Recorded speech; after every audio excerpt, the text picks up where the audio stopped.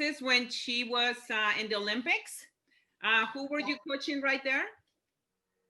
That's I was coaching Haley Augillo, who this was her first Olympics, and she ended up winning this match, and very confident, as you can see. She did amazing. Nice. That's awesome. And then there is her book.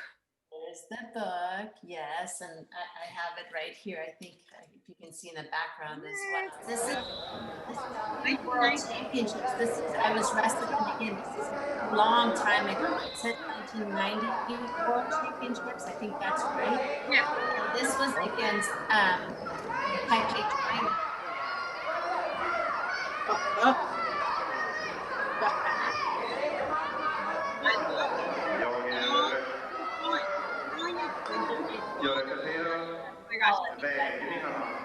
Yeah. Kind of get an image. So this girl that I'm in actually red, and the girl that I'm wrestling, she was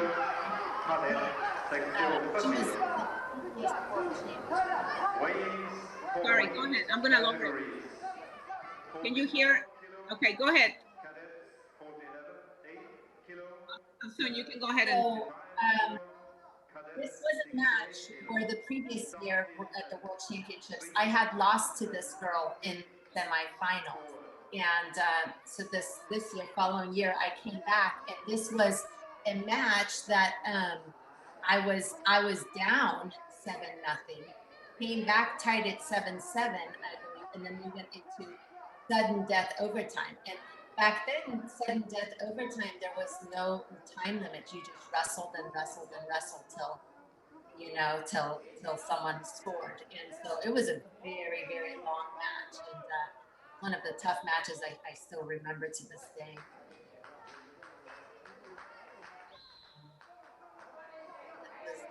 International, the World So Championship. Julieta, at any time, if you want to help me out, be the motivator, moderator, that'll be awesome as well. Okay, as soon as we get everybody. They're coming. They're coming. Yeah, they, slowly. Yeah.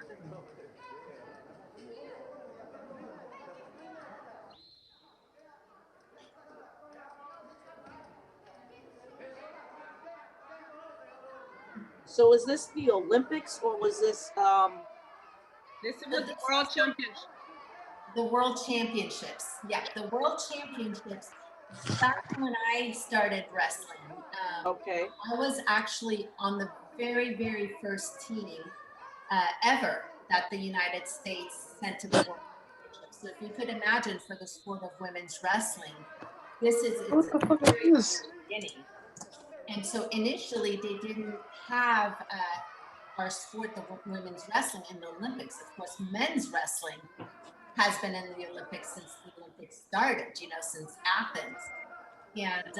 And so for women's wrestling, once it started and started at the international level, and really started gaining acceptance and gaining numbers and becoming a legitimate sport, it initially was the World Championships. And the very first World Championships were held in 1989.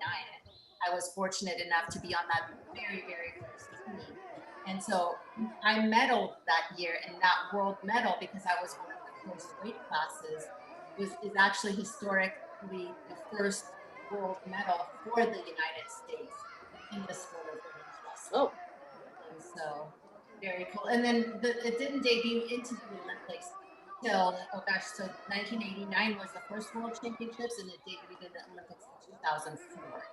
So by then I was retired, but able to, like I said, go full circle. And I'll tell you my story full circle, but I was able to be fortunate enough to get back and get on as a coach and be able to coach in the Olympics for women's wrestling.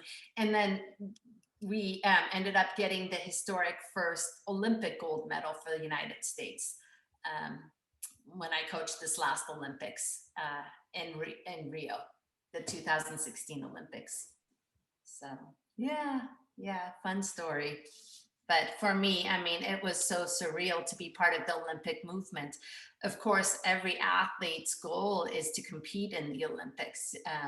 But, you know, we were the beginning, we were the pioneers of women's wrestling. And so at that time, that wasn't an option for us. So. We have Afsoon. We have Jesus. How many more? Who is one of the pioneers in women's wrestler. She's one of she's the first woman that got a world medal for the United States. She plays silver, and we are so happy to have her. I thought we wanted to share her story because there is a lot that we can learn from her. So take it away, Afsoon. Thank you so much. And thank you so much for having me today. I'm really, really looking forward to talking with you students and sharing a little bit about my story and hopefully have this be a little interactive. If you guys have any questions, please feel free to go ahead and stop me, ask if there's something that I'm talking about that's of special interest to you, but would love to make this as interactive as possible. But I wanted to tell you guys a little bit about me and my story.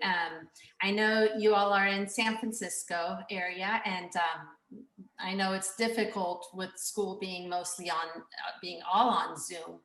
But the nice thing is I'm here in San Diego, Southern California, and I'm able to share my story and talk with you guys, you know, from this location. So at least there's the positive in that.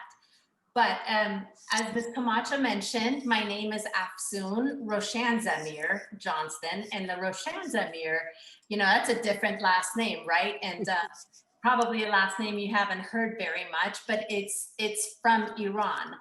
And so I was born in Iran.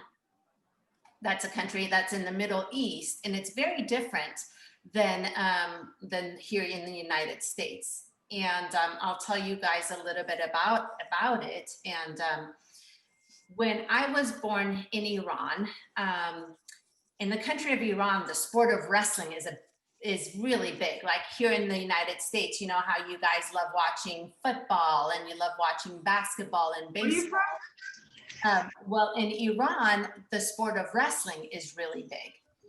And my father was a wrestler, and he was a very good wrestler, and he always wanted a son to follow in his footsteps because wrestling was just for boys. And so I ended up being an only child. My parents didn't have any other, you know, kids, any other siblings for me. So I was an only child and I was a girl. And so my dad kept waiting for, you know, his son to follow in his footsteps with wrestling. And since he never got his son, he took one look at me, his only child, his daughter, and said, well, I guess you're gonna have to come over here. I'm gonna teach you some wrestling and you're gonna follow in my footsteps and become a wrestler. Now, there was a problem with that, in that wrestling wasn't for girls. And furthermore, in the country of Iran, there was a revolution that happened during that time. And what happened with the revolution was the government changed, and there were a lot of restrictions and limitations placed on women, to the point where women were not considered equal to men. For example, if you were to go to vote, every 2 votes of a woman would equal 1 of the men. So basically they considered women not to be at all equal to, you know, to men. So women were considered lower. Women didn't have a lot of rights. Women didn't even have the right to go and watch sporting events. Outside of the house, women had to be covered up. We had to wear something that covered our entire hair and covered most of our face, and only basically the eyes were allowed to be visible. When walking in the street, we couldn't talk to men, we couldn't talk to boys, we had to look down. Walking in the streets, we couldn't walk alongside men, we had to walk 2 steps behind.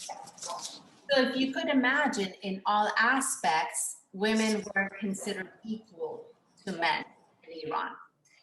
you could imagine when my father wanted his daughter to wrestle, you know, and there were girls wrestling and girls didn't have these rights. And all of a sudden he loved wrestling so much and wanted his daughter to, his child, who happened to be a girl, wrestle so much that he really thought, and my father was very open-minded, and he thought, you know, if I had had a son, he would have had a lot of those opportunities. He would have, you know, been expected to be okay with wrestling. And just because I have a daughter, in his mind, he wanted to give me that confidence. He wanted to give that same opportunity because I was his child and he loved me the same.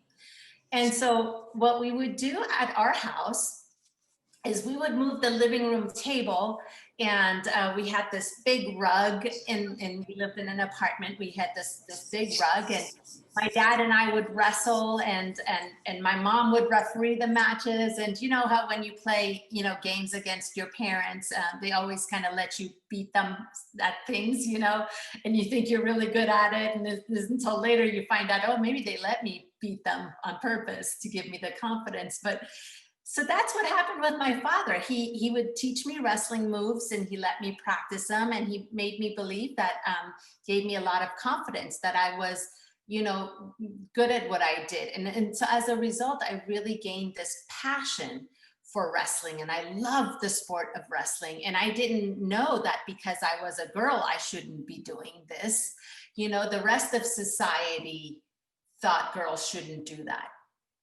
But in my home, my parents always gave me that opportunity and gave me that, you know, they didn't set limits for me, and they gave me that confidence and said, you know, you go and achieve whatever you want, you dream it and work hard towards it, and you will succeed in it. And so I was luckily raised with that mindset that if I believe I can do it, I can succeed and I can do it. The problem with that was outside of my household and society in Iran, where I was living, that wasn't the case, right? They didn't allow women and girls to do that. And then furthermore, something else happened at that time in Iran. In Iran, when I was, you know, at this time I was, you know, in my maybe 6, 7, 8 years old, starting kindergarten and first grade, Iran started going into a war with a neighboring country, with Iraq. So there was the Iran-Iraq war. So not only as a woman did I not have a lot of rights in Iran, but also I was living during a time where there was a war happening. And it was some very, very scary times. If you're in a country and you're at war with a neighboring country, you know, I remember days where I would be at home and all of a sudden a red siren, a red alarm would go on. And, you know, when you hear like the TV goes, this is a broadcast, the red alert, you know, this is only a test. And guess what? In Iran at that time, it wasn't a test. It was a for real thing. So when that red alarm went on, when those sirens went on, that meant we would get onto the basement right away, because what that signaled was that the Iraqi planes, the neighboring war planes, were flying overhead and dropping bombs onto our homes, onto our houses, onto our schools. And so I remember, you know, being in a classroom and having my friends in the classroom, and I would maybe go back the next day and some of my friends weren't there. And I would wonder what happened to them. Why didn't they come to school today?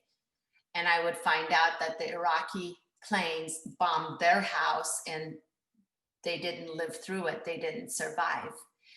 And so I lost a lot of my friends during that time, during the war. And so it was some very, very, very hard, difficult times, very scary times. During a war, we had a lot of things rationed, a lot of things not available to us. For example, you know, when the Iraqi warplanes flew over, because we didn't want them to know that there was a city and that there were city lights, because if they saw the city lights, they would throw their bombs. So we would have blackout to where the entire city was blackout, so we wouldn't have electricity. And imagine trying to do your homework with no electricity, you know? So we would have a candle light and try to do our homework by candlelight. And things that you guys may take for granted, such as like pens, paper, pencil, things like that. We didn't have an abundance of that. That was all rationed off. And so where I had to write my homework by candlelight, I would turn it into my teacher. And then the next day I would have to erase my homework on that piece of paper because I had to use that paper again for the next day's homework. Because we didn't have paper. We couldn't just rip out pages or just go to the store and buy paper. You know, there was limitations. There was a war going on. Remember how with COVID, when COVID first hit, you went to the grocery store and there was like no toilet paper. Remember that? Or there was, you know, limitations on, you know, how many eggs you could buy or how much meat. Imagine that's what was happening at the time when I was a child in Iran.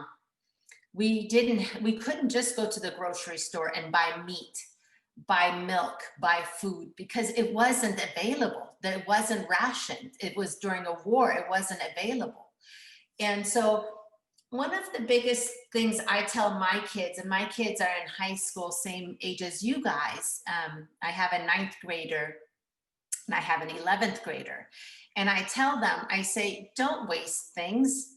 Don't crumple a piece of paper and just throw it away, or don't just leave all your food and untouched and don't, because, you know, value that. When I grew up, that wasn't available to us. You know, we valued it. We had to, you know, really not waste things. And so that's hopefully a message that, you know, I tell my kids and you guys could listen to as well.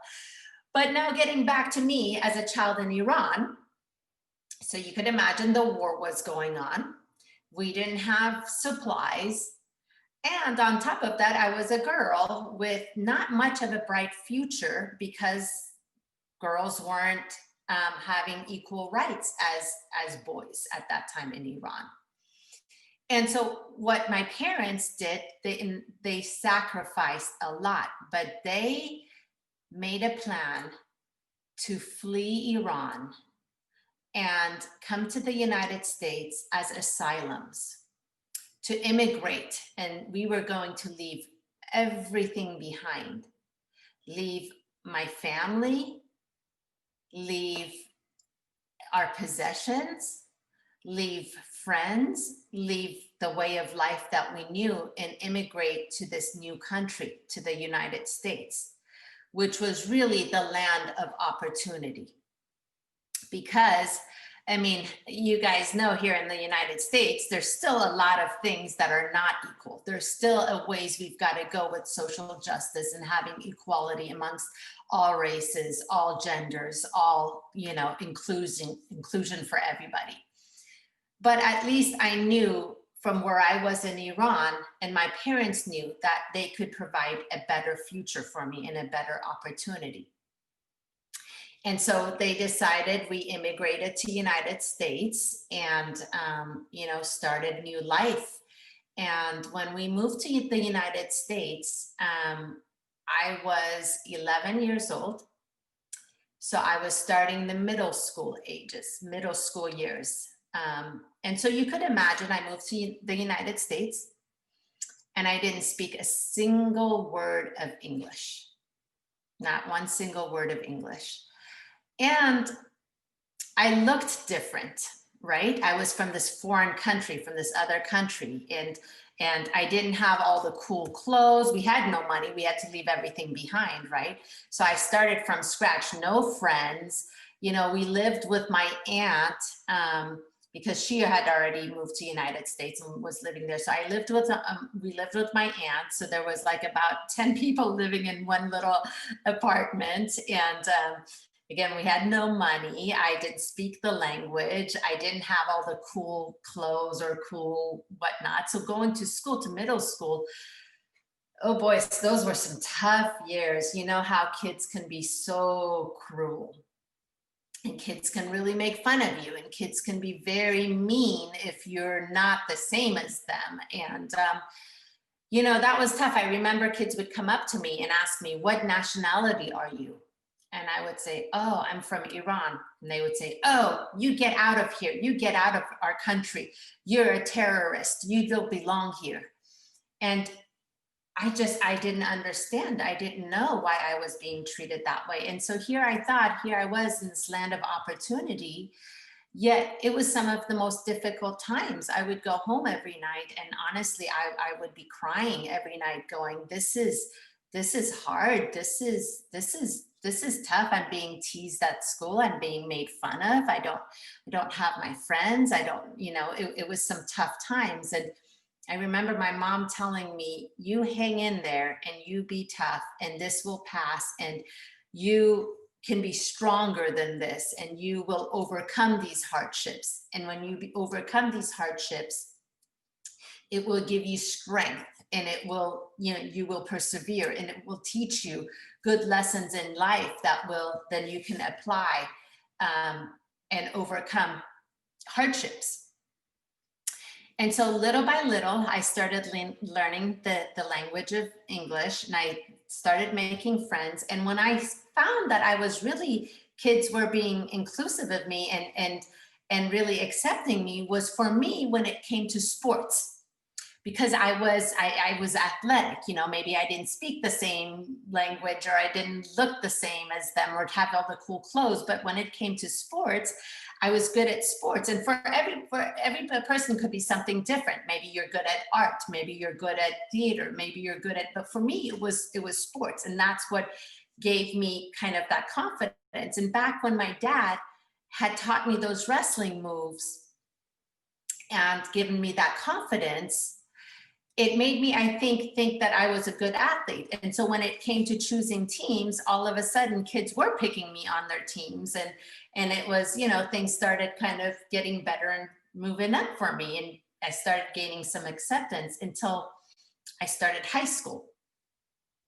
So at high school, I went to a new high school, and I thought, okay, here's to new beginnings, right? And high school is its own kind of world, right?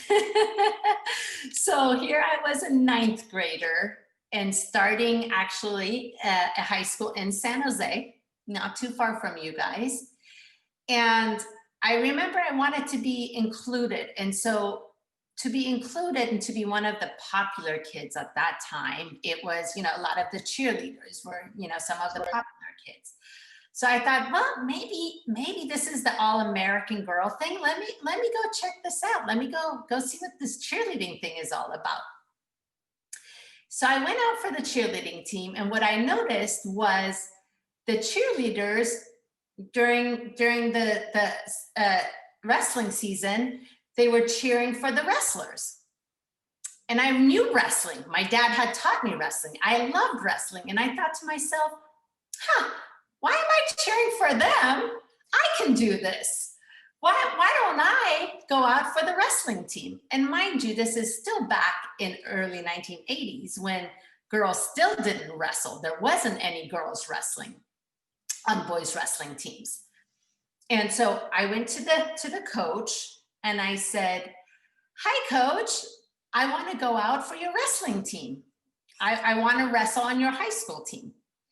And the high school that I went to had a very powerhouse of a wrestling team. And the coach looked at me, and at the time, I think I weighed 98 pounds, was like super scrawny, and, you know, just really kind of unsure of myself, was trying to figure out what high school was about, my freshman year. And so this coach looks at me, goes, you sure you want to wrestle? He goes, tell you what, there is a thing called Title IX. And Title IX by law stated that if there was an opportunity for a boys team, that they had to give that equal opportunity to a girl. So he said, by law, because of Title IX, I can't stop you from coming out for my wrestling team being a girl, but let me talk to your father. Let me see what your father is going to think about a girl wrestling these boys. And I thought, oh boy, you don't know my father. Go ahead and talk to my father. And so the coach that night calls my father up and says, do you know what your daughter wants to do? Your daughter wants to go out for my boys wrestling team and she wants to wrestle against the boys. And what do you guys think that he expected my father to say? You know, he gave him a right act. Of course, I want my daughter to wrestle. That's exactly right. So my father, with his thick Iranian accent, surprised this coach and said, oh, that is wonderful. I love my daughter wrestle. Which is, of course, not at all what the coach had expected him to say, right? So now he had my father's blessing. And he had my father's blessing, and he had Title IX law that said that he couldn't not let me wrestle, right? So he said, okay, well, fine, you can come on the wrestling team, but I'm not sure this is a place for a girl. And we have tough practices and we have grueling practices, and you know, you would be wrestling boys. So, you know, I don't know, we'll see how you do, but I'm not expecting much, right? So I show up to the wrestling practices, and I had known the technique from what my dad had taught me, but I was a girl and I hadn't really trained very hard, and I hadn't wrestled against boys before. And so, you know, I'll tell you, it wasn't easy. It was really hard. And my first year wrestling against boys, my 9th grade, my first year competing against boys. How many matches do you guys think that I won that year? How many matches would you say I won? None. Someone said one. All of them. They're in a different weight class. Remember, you're lightweight. Someone says 100 and someone says 30,000. 30, yeah. I see everybody's comments in the chat. Some good guesses there, but I'll tell you how many matches I won my first year. Zero. I lost every single match I wrestled. Talk about, you know, trying to exercise growth mindset, right? Like, how do I go from you know, I lost every single match. And the reason I lost every single match was, you know, sure, my dad had taught me technique. Sure, my dad had, you know, taught me how to wrestle, but this was a powerhouse of a wrestling program. And this was against boys that had been wrestling. And this was, you know, this was no joke. This was hard work. And so day after day, I was not going to quit, because I had given my word, right? I had said, I want to wrestle. I want to be a part of this team. And I had to represent not only myself, but I think all girls that wanted to do something like that, you know, and break barriers and be included. And to be included in something new in the beginning is not easy. It's very challenging. It's very tough.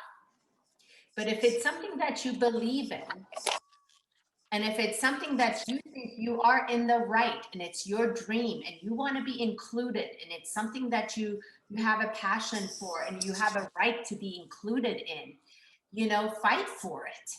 Fight for it and don't give up. And I think that's what I knew I had to do. So What did your dad said? what was that? What your dad said when you lost the matches. That's important. How did your dad support you? You know, he knew, I think he just quietly watched me, because he knew how hard it was, and he knew I had to do it for myself. Of course, he would give me the support, but everybody else was against me. Everybody else was against me and almost expecting me to fail.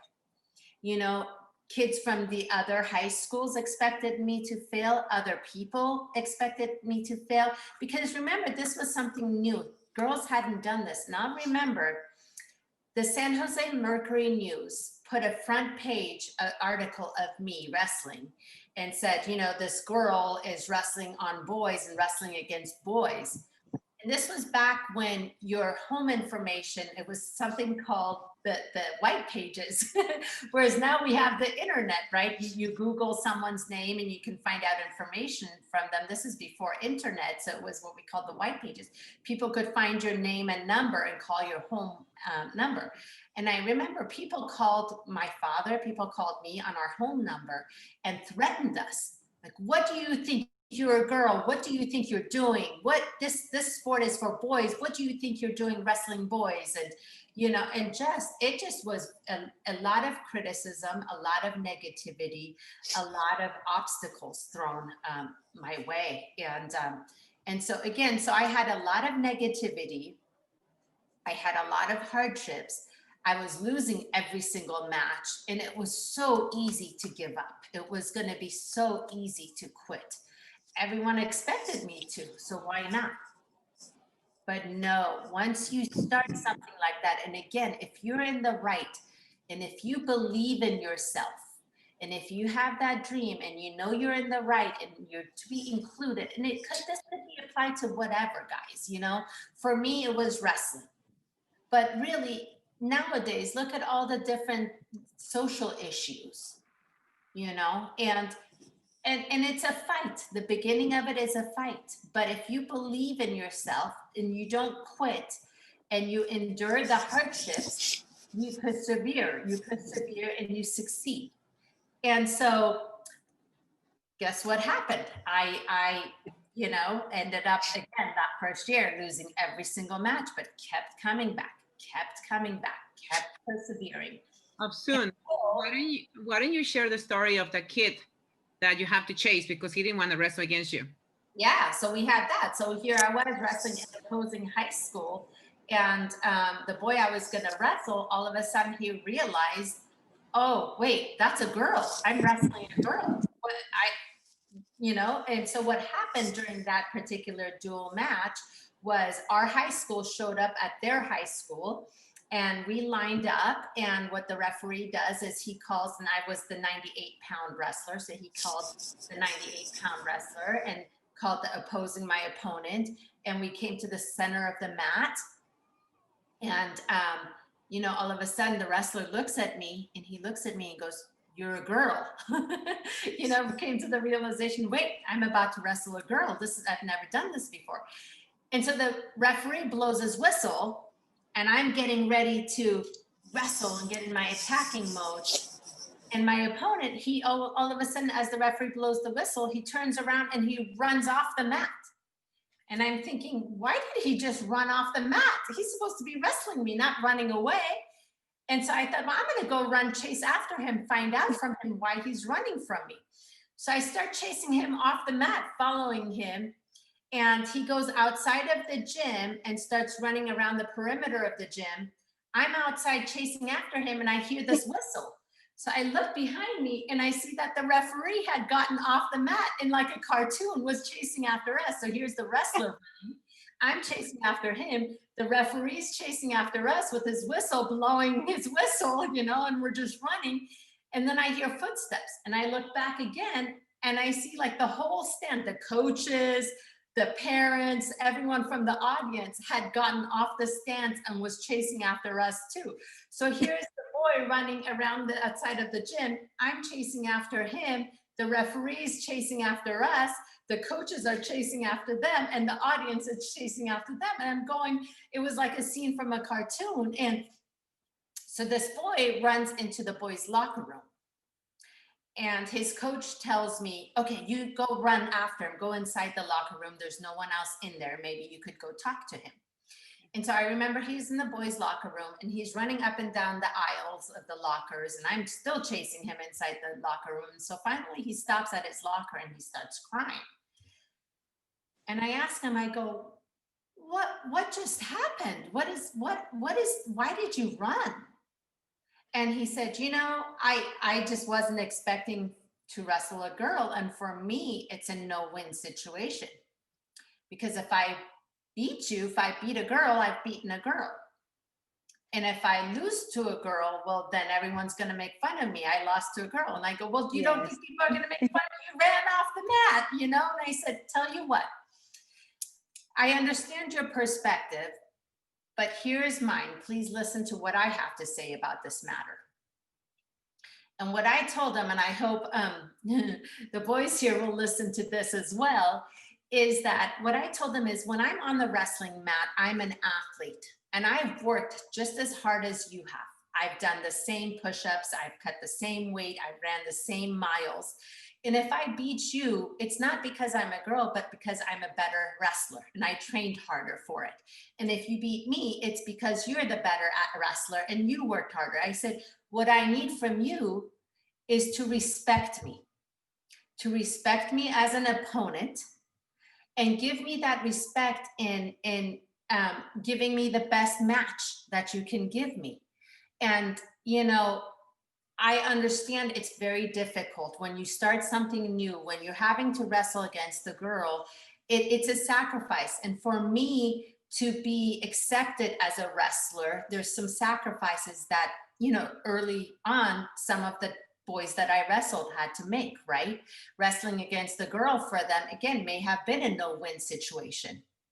But in order to promote women's wrestling to where we are now and how much the sport has grown, initially those boys had to make that sacrifice. And so when I got inducted into the Hall of Fame, as part of my speech, what I said was, my success, my induction into the Hall of Fame, I also dedicate to those men and to those boys that supported me in order for me to be able to get to where I am today. Because it wasn't an easy journey and it took sacrifice, both on the part of, you know, the women, me and female wrestlers that were trying to begin the sport, but also on the male wrestlers and the men that helped us along the way.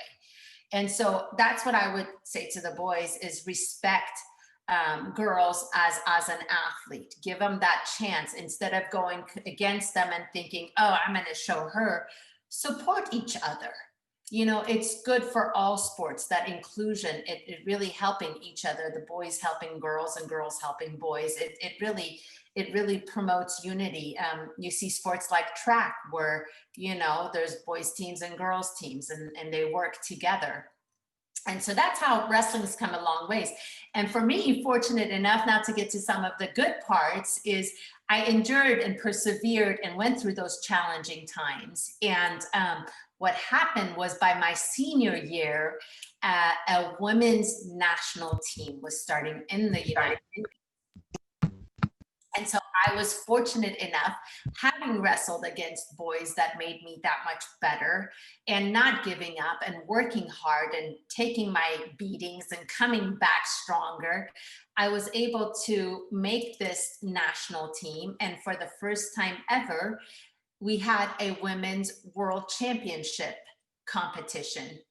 And wrestling gave me the opportunity to travel the world and represent my country, the United States. And I was able to win the world medal, which historically became the first world medal in women's wrestling for the United States.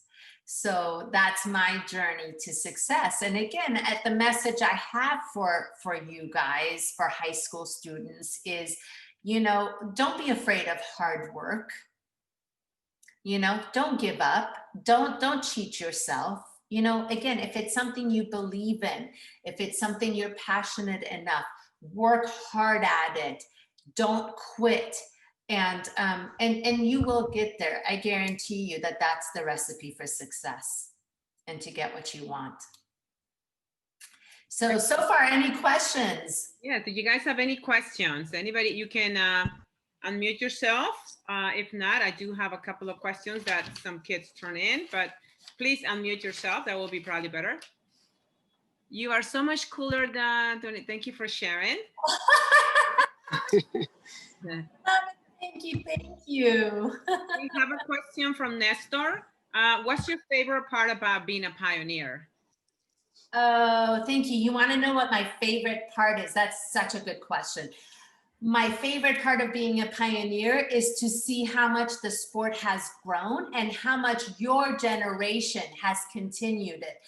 I am so glad, I mean, it gives me goosebumps to see in my lifetime, to see where the sport is. I see a lot of female wrestlers now, all throughout the United States, and almost every single state, actually, I think every single state has girls wrestling, and has either girls wrestling on boys programs, or even better yet, has all girls wrestling teams. And girls wrestling has become a CIF sport in the majority of states in the United States. And my goal is, my hope is that in the next few years, girls wrestling in high school will become a CIF, become a state sanctioned sport in every single sport. So being a pioneer, it was great. It was a great start, but what's wonderful to see is for me to have been able to see how much it's grown, and to see, you know, high school students such as yourself continue it and continue to grow the sport. That's been the most rewarding part, to see the journey, to see the growth. So the other question was about your time management at the time when you were wrestling. How did you manage your time? Yeah, exactly. You know, I'll tell you, doing extracurricular activities may be time consuming, but it actually teaches you even better time management. Because when you have a lot of free time, you tend to use that as idle time. You tend to not be as productive with that time. You know, you go, oh, let me watch this, let me snap someone, or let me watch YouTube, or let me watch, you know, and all of a sudden you go, where did my time go? I didn't really do anything productive. But I find that with, you know, for me, it was my sport, it was wrestling, but really for, you know, for everybody, it might be something different. Whatever your passion is, whatever your extracurricular activities may be, it actually teaches you good time management.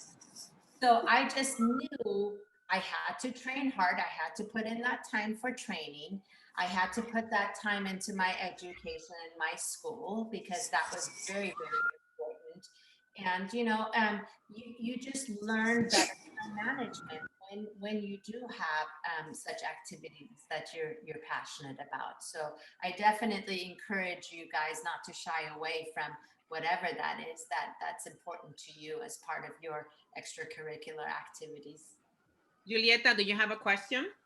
Yes, I want to say something just to continue Afsoon's story. And also we talked earlier, and to mention your teacher, Miss Camacho. She's part of the American history too, because my name is Julieta, and I started my wrestling career in Bulgaria. I'm pioneer there.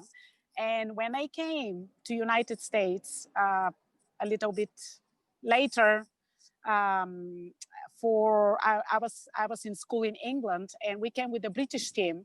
I don't know if Afsoon remembers.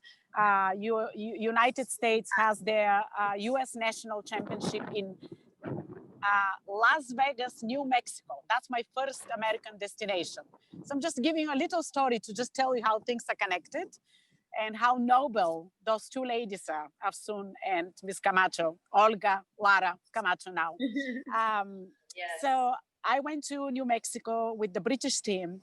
I was in school there. I won a scholarship. Anyway, again, that's what the sport gave me as a pioneer in Bulgaria, to have a wrestling scholarship in a British university. So I came to US, and I met with all the grand ladies of US wrestling, Miss Camacho, Afsoon. So I decided that I don't want to go back to England for that summer, and I want to train with them. And I remember Miss Camacho went back to California, and Afsoon was leaving to Berkeley to do a wrestling off, to wrestle with the best for the US team. So she's the one who actually invited me to stay with her and train with her. And then things changed. I called Miss Camacho, we become very good friends. And she drove all the way from San Francisco to Davis, California, Afsoon, Yes, to pick me up, and then we train. And I trained with Miss Camacho. When I came to America, I get so big. I was eating so much, and then we run, we train. Miss Camacho helped me. He feed me. She feed me. So my point is, whatever America gave to Afsoon and Miss Camacho, they gave it back. They supported me.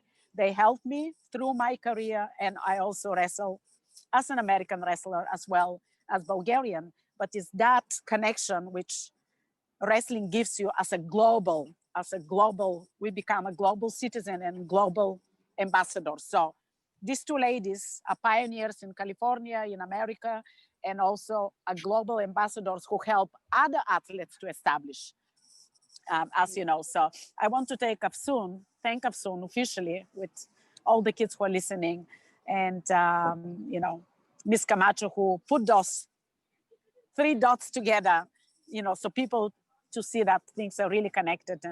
And thank you, Afsoon, and really congratulations for being there, for the women, and Miss Camacho for supporting me as well, like both of you. Thank you. Because I was not as strong like Miss Camacho is or Afsoon, but they gave me the strength to continue, not to quit. Just FYI, she continues to be pioneer, Miss Camacho. She started wrestling at Burton High School last year. Continue to yes. So we want to salute that. Some of the students in here are in his team. So Afsoon has the dominoes effect. Afsoon has the dominoes effect to, and Miss Camacho to blow this thing in a big. Fortunate and you have success. It's so important to give it back. And I hope that, again, that could be another great message. And thank you so much, Julieta, for mentioning that. And you're absolutely right, Miss Camacho. You guys have a hero amongst you right there and a pioneer as well. And so we hope that we're all giving back. And so hopefully you as the next generation can also continue to give back and be inclusive. And definitely, it's a great message. Thank you, Julieta. And thank you, yes, for inspiring everybody, girls or boys. You have the kids. Hello? Yes, go ahead. Oh, I'll soon disappear. Yes, yeah. So I think was important to mention that. Yes, Miss Afsoon. Thank you, Afsoon. We're looking forward to see what else you're going to do for women's wrestling, because I know you're not done. You're just in the middle of your career or just beginning. Yes. Now that you're thank you. Yes, the coaching aspect, and now that women's wrestling is in the Olympics, I know we didn't get to have 2020 Olympics because of the pandemic, but we're hoping to have the Olympics in the summer of 2021. So hopefully that will happen and everyone can tune in.